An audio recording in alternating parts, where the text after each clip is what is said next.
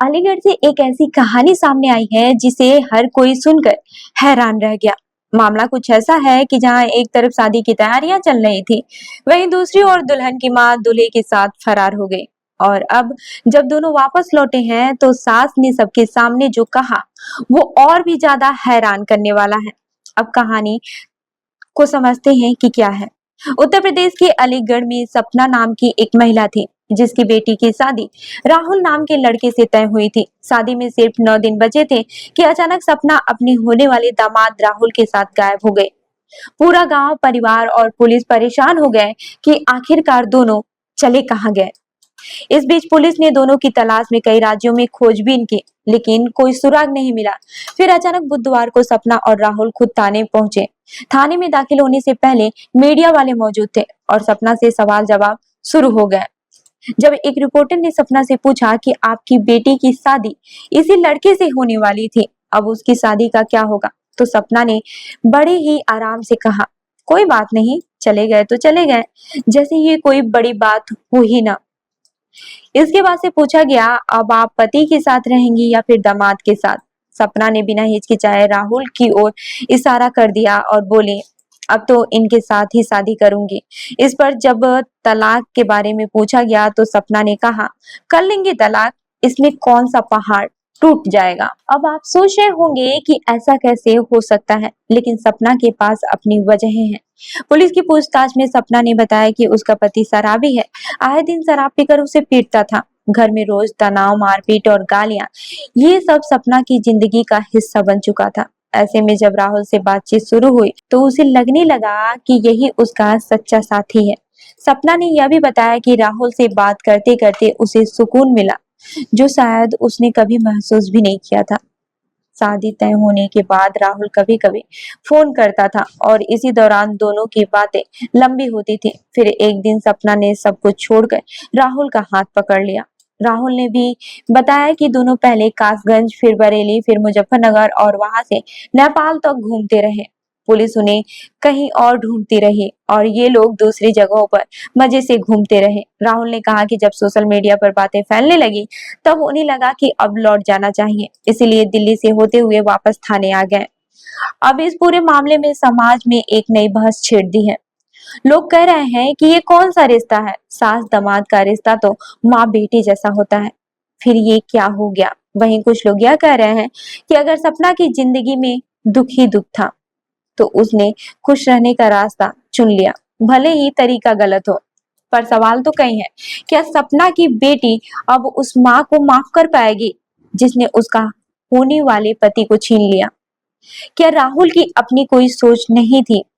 और क्या समाज ऐसे रिश्ते को स्वीकार करेगा? बहरहाल पुलिस मामले की जांच कर रही है। तलाक, शादी और बाकी कानूनी पेचीदगियां तो बाद में देखी जाएगी, लेकिन सपना और राहुल की यह अनोखी प्रेम कहानी सोशल मीडिया से लेकर गलियारों की चाय की दुकानों तक चर्चा का मुद्दा बन गई है। ये मामला जितना अजीब है उतना ही सच्चा भी है और इसने यह भी जरूर दिखा दिया है कि जिंदगी में रिश्ते कब, कैसे और क्यों बदल जाए, इसका कोई तय पैमाना नहीं होता है।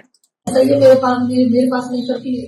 जब उन्होंने मुझे आरोप गंभीर गंदा लगाया, फिर बोला कैसे ये मेरे पास नहीं करती है।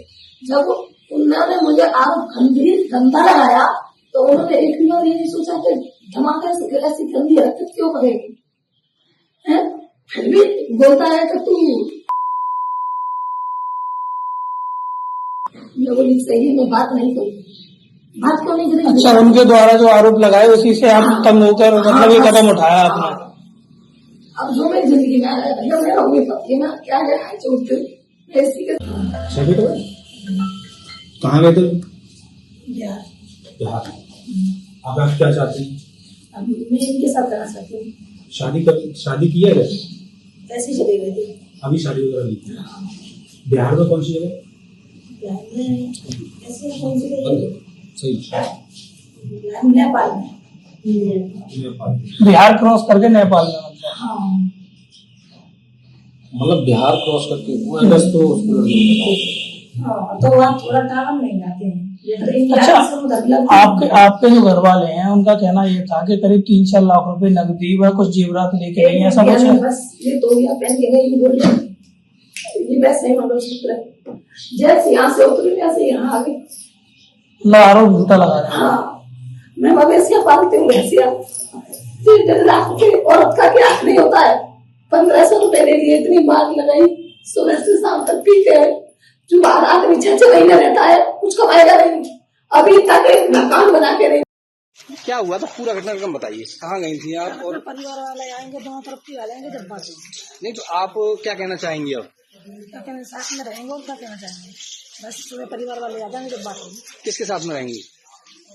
किसके साथ में? उसके साथ गई हूँ, उसके साथ। और पति जो तो रहेगा अपने बच्चों के साथ।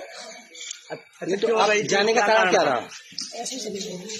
और शादी थी आपकी बेटी की, तो आज अरे कोई बात नहीं है, चले गए तो चले गए बस। नहीं तो बेटी की शादी थी ना, क्यों? आज आपकी वजह तो रही है, कोई वजह? ऐसे ही चले गए तो टेंशन। कहाँ से कहाँ गए थे आप, ये आपको तो बताइए, कहाँ से कहाँ होते हुए तब यहाँ अलीगढ़ आए? पहले कहाँ गए थे, जैसे यहाँ से गांव से? हम हाँ। ऐसे ही कौन सा शहर है मुझे याद नहीं है, हाँ, तो वहाँ शहर में गई।